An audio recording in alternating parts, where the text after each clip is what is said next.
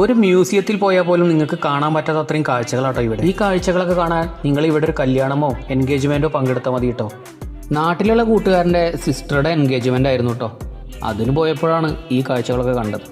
ഓഡിറ്റോറിയത്തിനുള്ളിലേക്ക് കയറി പോകുമ്പോൾ തന്നെ കാണുന്നൊരു കാഴ്ച കേട്ടത്. പഴയ കാറുകളുടെ ഒരു കളക്ഷൻ തന്നെ ഉണ്ട് കേട്ടോ അവിടെ. പിന്നെ ഓട്ടോയും സ്കൂട്ടറും ചെറുതും വലുതുമായി 3ഓളം ഓഡിറ്റോറിയം ഉണ്ട് കേട്ടോ അതിനകത്ത്. കെട്ടിടത്തിന് ചുറ്റുമുള്ള മരങ്ങളും പച്ചപ്പും ചെടികളും നന്നായി പരിപാലിക്കപ്പെടുന്നതിൻ്റെ കാഴ്ച തന്നെ കേട്ടോ അവിടെ കാണുന്നത്. രാത്രി ലൈറ്റിങ്ങും കൂടി ആകുമ്പോൾ വല്ലാത്തൊരു ആംബിയൻസ് ആണ്. നമ്മൾ പണ്ട് കാലത്തൊക്കെ ഉപയോഗിച്ചിരുന്ന എല്ലാ ഉപകരണങ്ങളും അവിടെ ഉണ്ട് കേട്ടോ. അതൊക്കെ ഓരോ ഓഡിറ്റോറിയത്തിനുള്ളിലും മനോഹരമായിട്ടാണ് പ്രദർശിപ്പിച്ചിരിക്കുന്നത്.